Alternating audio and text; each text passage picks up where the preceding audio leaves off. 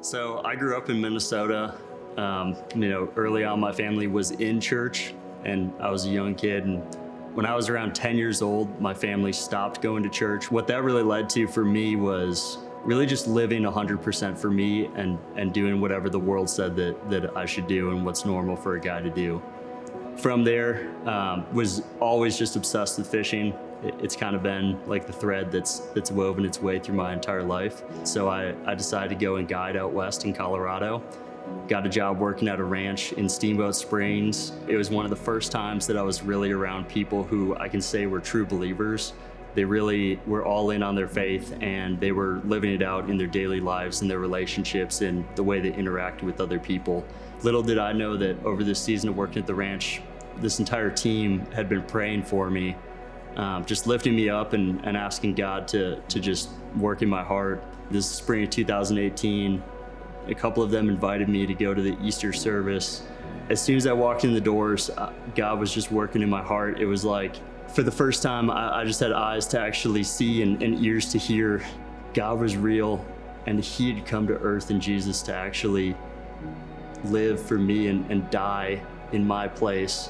Fought back tears the entire time, and I chose to do it, and I prayed to God just to save my soul and to give my life to Him, and walked out of there, and God changed my heart. I mean, truly, He took my old heart and gave me a new one, and my life has been different ever since then.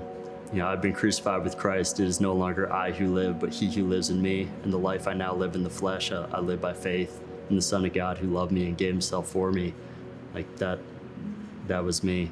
Like I had to die to myself and give my heart to Him. In that season too, decided to move to Western North Carolina, to Asheville. We have a great community here through the church and outside of the church, and God has completely changed my life. And through that, I still have so many people from my life before that are not believers that I want to pour into. I serve in the student ministry here at our church, so I lead the now rising 7th graders. God has called me now to go like the early disciples in Matthew 4:19. He said, "Come and follow me, and I will make you fishers of men." So the call in my life now is to be a fisher of men before I'm a fisher of fish. And I try to use that as a platform to bring the people that I had that are friends with me beforehand closer to Christ and point them to Him. I've got 2 ones. I recently had the opportunity to be on the river with a close friend who I never thought would ever come to faith or be a believer, and share my testimony with him and witness to him. I'm just honored to have God use me to try to impact more lives too.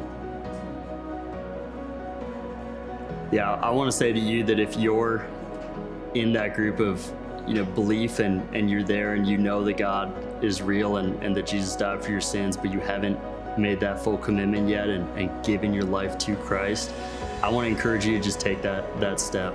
I promise you, God has better plans for you than you have for yourself, and you will find so much goodness and fruit out of that decision and that faithfulness.